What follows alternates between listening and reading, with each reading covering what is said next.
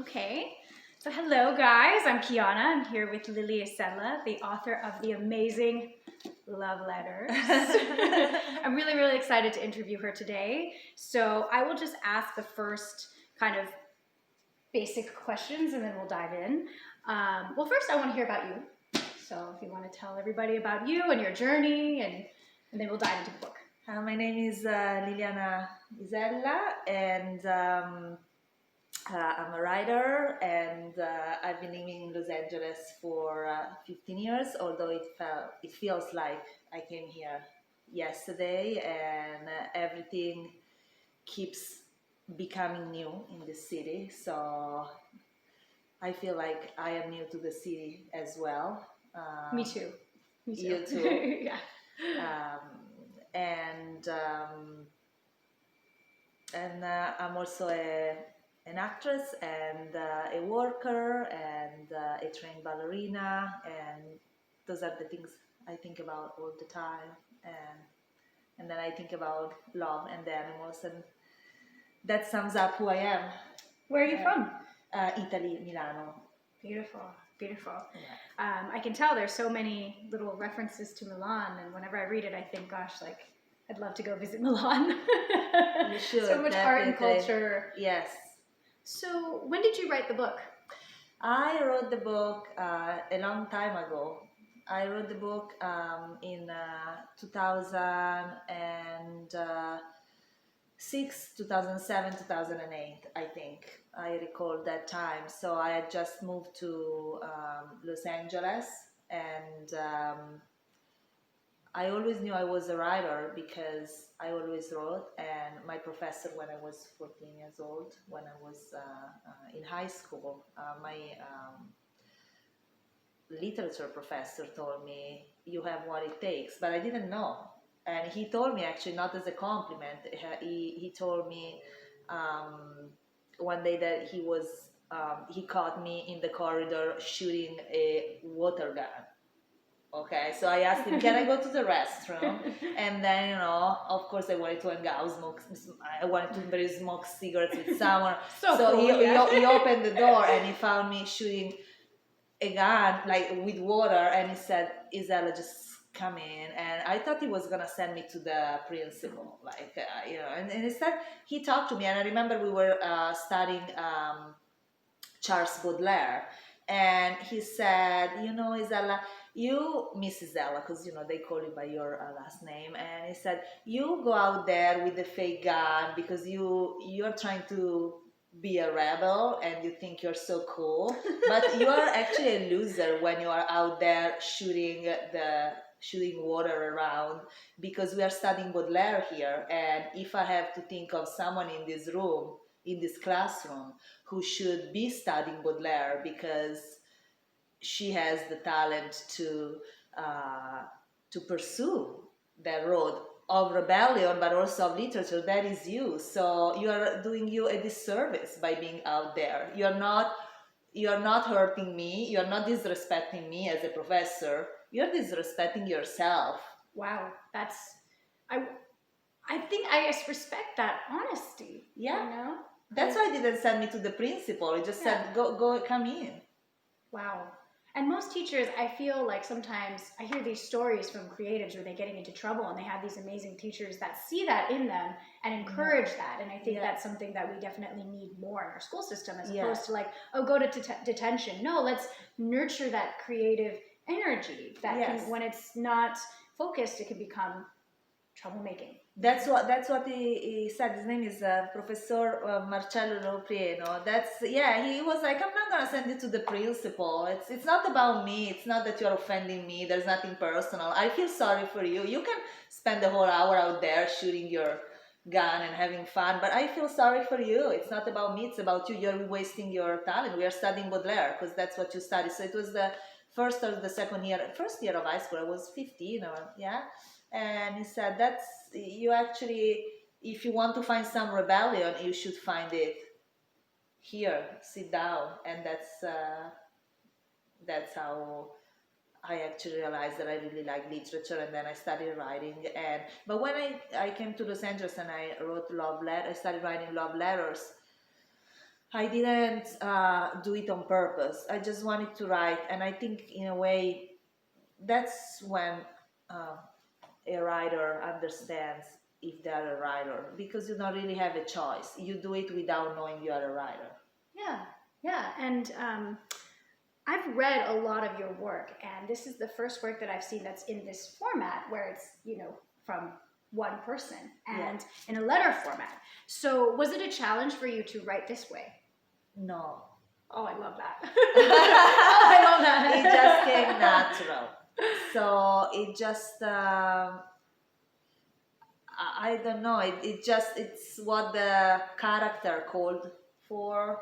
And I had read this article about this movie star having, I'm not gonna say who he is, doesn't matter, it can be anyone, and he had a stalker who was writing him letters, and he asked for a restraining order against her because, of course, he said the letters were causing him and were creating an emotionally distressing situation for him. And I just reflected upon that. I was new in town, and I thought about this movie star, why he's famous, what movies he's famous for, why people love him so much. And then I read about this stalker, and I saw pictures of her. I read about the reasons why she was trying to reach out to him. She was clearly in love with him, so there was definitely that part, but it was also that she was claiming that she had been sexually abused, I think by the police, but we are not clear because maybe she was also a little bit or a lot, I don't know, mentally disturbed. So maybe the police, maybe not the police, maybe her family, but there was all this background. And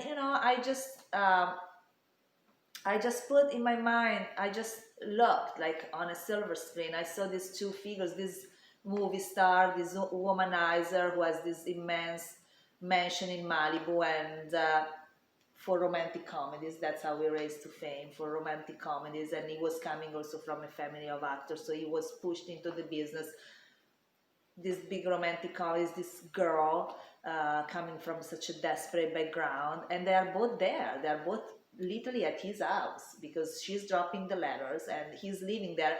They're just on two different sides of the same fence, but it's Los Angeles, and they're very extreme but so close. And yeah, I started looking at that, and then the rest came natural. So she was writing the letters, I started writing the letters because that's who she is, and that's how and of course, a psychoanalyst would be interested in knowing why I decided to write, following her perspective, because there is another novel if we write the same following his perspective, the perspective of the movie star. But I just chose naturally, it just came to me natural. I'm like, let me write the letters. What was she write? Probably I would have loved to read those letters. But I couldn't. And it was also, I think, an act of rebellion, because I felt back then as a woman that, of course, she had to be labeled as a stalker and as a crazy woman. And the only thing, as people, as society, as Hollywood, that we cared about is that the movie star has to be protected in his Hollywood mansion, which is fine. But I was like, wow, this, and God only knows what he does to women. He's a big womanizer. But and I'm like, and nobody. I mean, this woman said I was raped. Basically, someone abused me. We don't know to which extent it was true or not, but that's what she said in those letters. And nobody, not one paper, not the Los Angeles Times, not the New York Times, not nobody acknowledged that. The only problem she had is that she stalked these movie stars, God forbid, to disturb him with these letters, but nobody acknowledged him. So she got her restraining order, she walked out of the scene, and bye-bye. So that, and again, I'm not here saying that, it's up to the movie star taking care of this woman, but it was interesting. It was interesting, you know, as just arrived in Los Angeles. It was interesting. Yeah, yeah, it's an incredible story. And after reading that and hearing that it did indeed happen, it makes me even want to look further into it. What would you think John would say if he could say one line and one line back to Virginia? Okay, John is the movie star, Yes, right? John is Virginia is the protagonist. She's writing the letters to John, and John is the movie star. If he could say one line, well,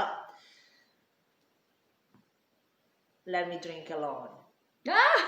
I was not expecting you to say that.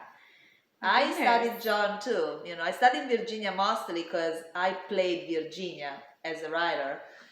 But I studied John too because clearly Virginia wrote to John. She saw something there. Yeah. And I wanted to see what she saw, and I saw a lot of things. What would you say? Well, the fact that you said that you play her as a writer, it leads to me to my next question. Are there any shades of Virginia that you see in yourself? What do you think is the most relatable quality of Virginia, I guess?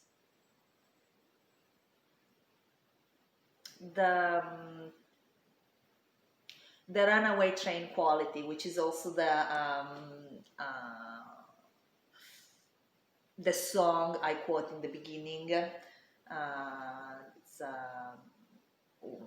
She has those references as a character because, again, the story is in the mid 2000s, so she grew up in the 80s, 90s, because in the early 2000s she's a 20-something-year-old.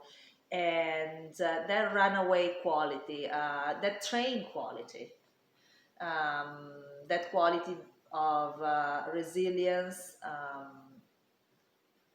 and survival, the survival skills. So resilience, survival skills, hope that all the runaways have. And this is in a way Los Angeles, the city of the runaways, because there are not many locals.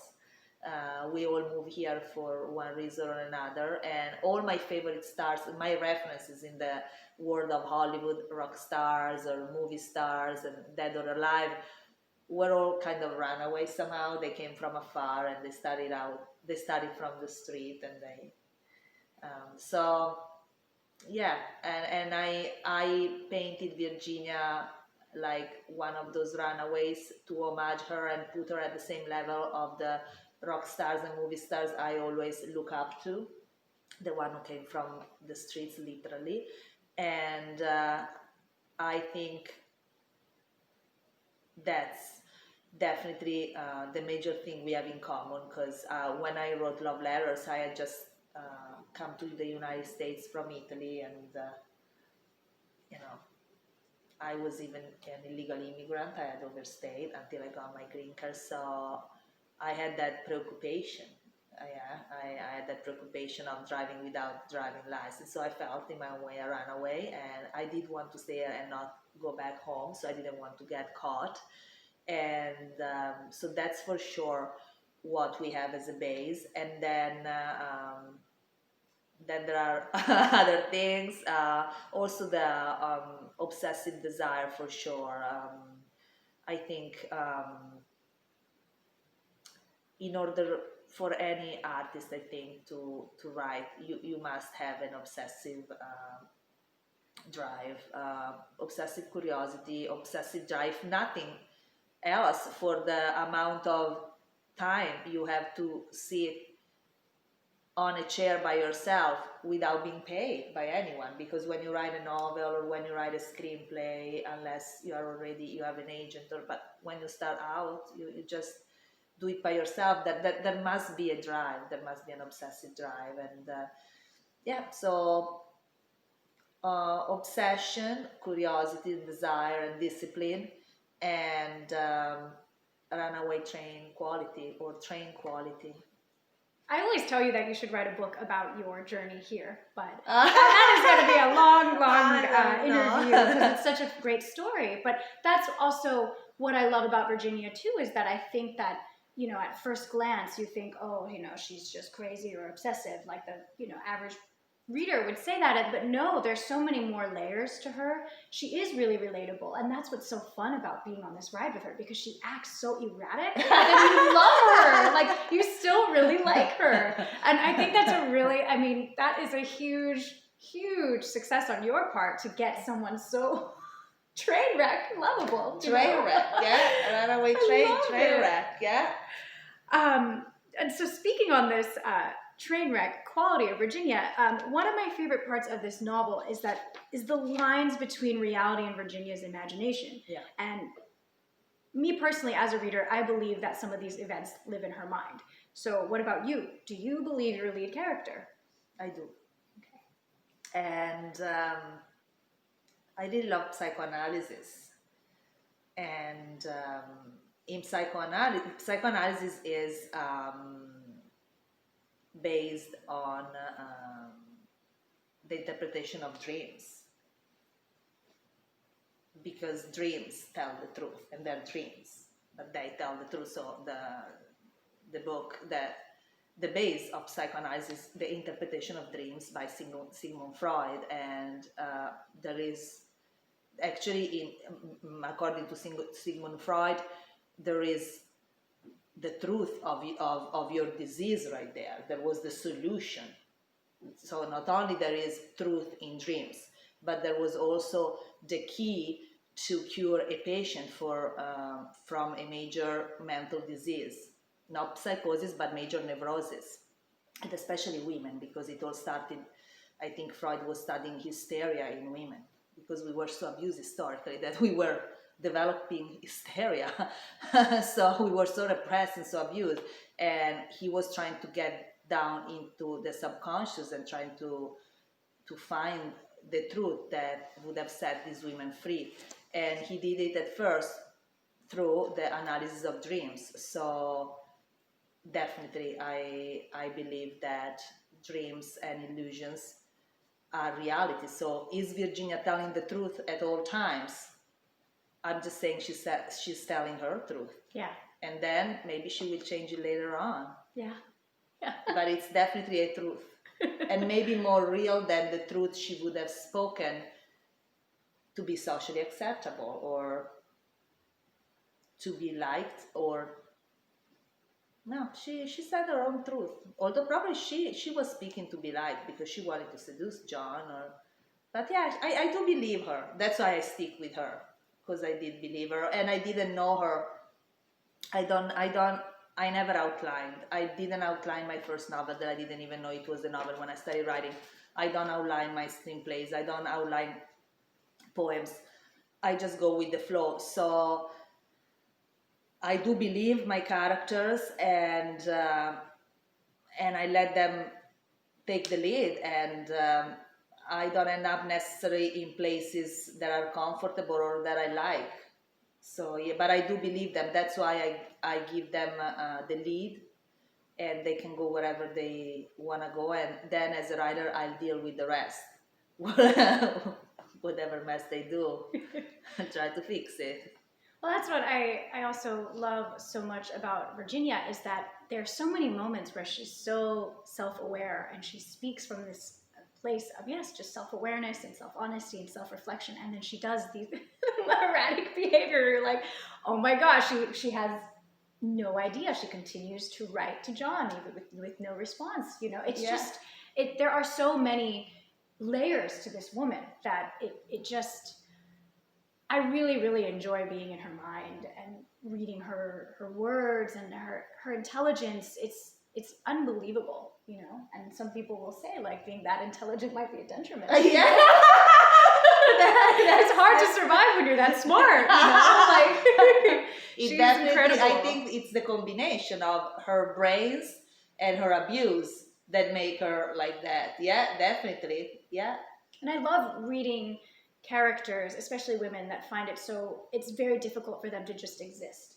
I always find that to be very interesting. And then you throw in all these other factors that you address, like police brutality, mental health, and homelessness, just to name a few of them. What made you want to tie all of these issues together, and do you believe that they go hand in hand? I didn't do that on purpose. Literally, Virginia led me there, starting from studying this woman who was called a stalker by the movie star who asked for a restraining order, and from the papers. I just, by imagining her and what led her there to throw love letters over a fence of a movie star's mansion in Malibu, I got there and I tied them together. As I just said, I don't outline, I don't predict, I'm not that kind of writer, and that wakes up in the morning and it's like, I'm got like, typical Hollywood.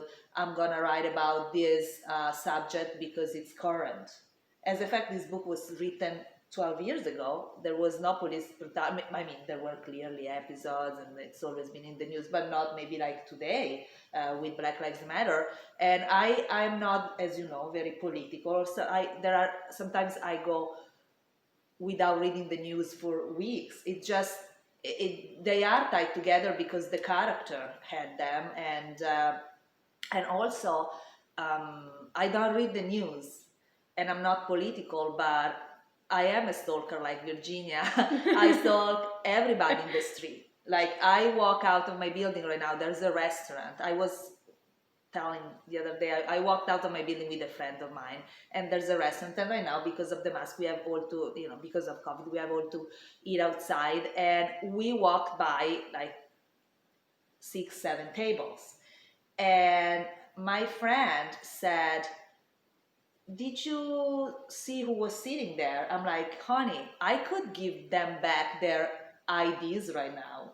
I literally have the biography of each patron of that restaurant, but I didn't do it on purpose. It's just me. I just walk by a restaurant, boom, boom, boom. I see everybody. I literally imagine everybody's life. It happens in a matter of seconds. And my friend looked at me and she said, she read love letters, and she said, that's why you're a writer. Literally, I didn't see anyone. That's why I asked you who was sitting there, who were the patrons.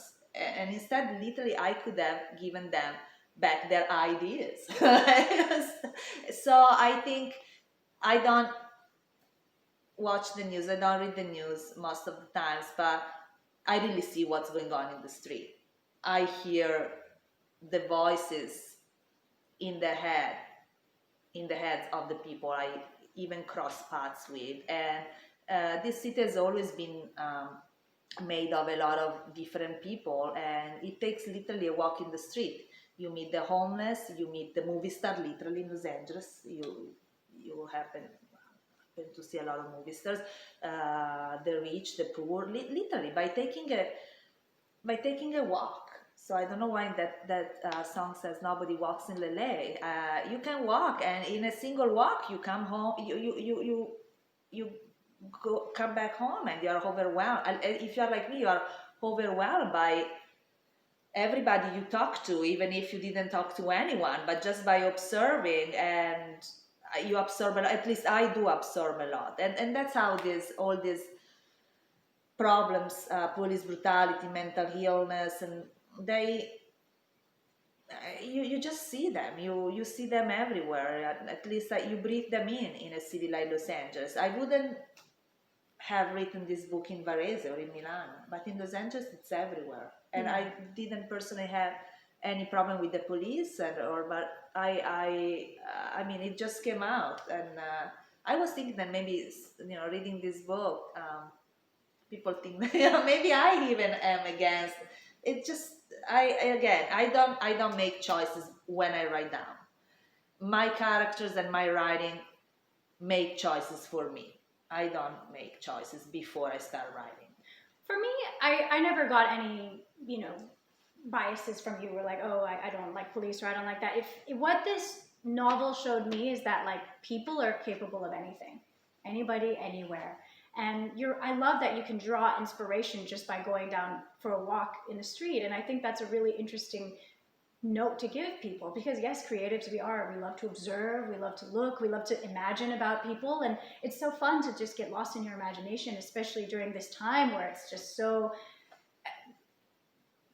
reading the news all the time, being so engaged in what's happening, it can be really mentally taxing, and it's nice that you have such a wonderful broad imagination that you can go to it all the time. And even because speaking of reality or imagination or truth of lies, since I'm very little, I always saw the news, watch the news with the question mark, like, is this the reality? Is this the truth? That always been something, my own instinct. Any channel, not like the fake news topic. It's always been in my mind before it was called fake news. I remember I had this assignment for school where we had to, start learning how to read the paper. So we had to buy the paper and cut pictures of politicians, and that's how I remember, that homework. I was maybe 9 or 10, or I remember looking at the newspapers and these politicians in this picture was like, what is this? Is this the truth? Well, maybe it's a version of the truth. Right. I mean, I think there is definitely a lot of, fake news propaganda. You and I, we know this, but I think that there is so much truth to the stories, but we don't always hear the whole thing. Like what happens with Virginia. I still am thinking about how she said that the police attacked her and nobody even reported that. Nobody even felt like it was something that needed to be addressed. It was all about the movie star. Yeah, then that's really sad that, like, because, maybe if somebody read that, somebody would have thought, well, maybe I should help this person. Yeah. And I think by telling the whole truth, we can encourage compassion and empathy. And it's sad that didn't happen. No, she was just labeled as a stalker and stay away from movie stars in Malibu and go back to your mental illness, go back to your life of abuse, go back to your illusions, go back to your dreams, whatever. But just, we are here to protect the movie stars. That's what, in a way, now that I'm talking to you, I'm thinking that's what probably triggered my rebellion, and that's why I started writing with her voice, because I was like, you don't tell me, go back. You don't tell a woman, and the Me Too movement, but I don't think that we had to wait. I mean, we needed the Me Too movement to know that as women we have always been vulnerable in Hollywood for some reasons, in Europe for some other reasons, in Africa for reasons. Like, we are really vulnerable physically, we are vulnerable and collectively. And okay, this woman was a stalker, but you don't tell a stalker, go back to your whatever, as long as you leave the male movie stars alone. The male movie stars who made a fortune out of silly romantic comedies. So we are the consumers, because those romantic comedies were not for guys, were for us. Yeah. So we're the consumers of the romantic dreams. And then when someone like her, for a lot of reasons, abuse, mental illness, maybe she doesn't even have a major mental illness. I don't know really this woman what she had. Maybe it was a combination of factors. So writes to a movie stars, he gets distressed, so she's asked to please go back. So thank you for watching the movies. She clearly watched the movies, his movies. So thank you for watching the movies and make him a movie star. But now go back to your abuse and possibly watch another movie and console yourself like that. It's sad. Yeah. And I think her life shed so much light on a lot of talented people that come to LA for a certain life, and then they find themselves getting a lot more than what they bargained for, or something completely different than what they imagined entirely. So it kind of walks the line between glamour and despair, and the smoke and mirrors of Hollywood. Yeah. So do you know people like Virginia? And do you see yourself telling more stories like this? Yes, those are my people. I really love what you said, walking the line between glamour and despair. I think it's me. Yeah, maybe that's when you asked me earlier on to introduce myself, maybe I should have given this definition: someone who walks on the edge between glamour and despair. And I think it's a good edge for any artist, because when I think about writing a book like this, or writing anything, or becoming the main character of a movie, or like as an actress, or even not the main character, any character, or any, I think you need what it takes range. You need to have range, and I think actors are asked to have range, and writers too. And how do you have range?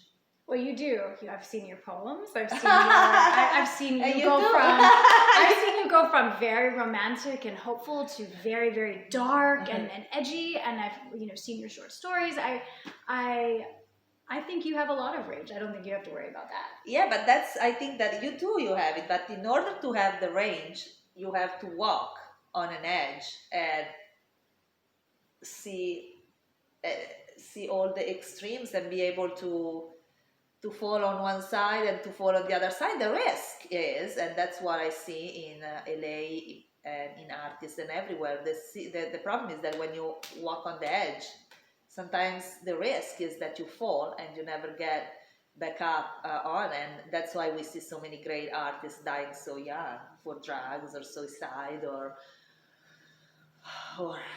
any other things, or going crazy, because to be a truthful artist, you need to be able to walk on that edge, and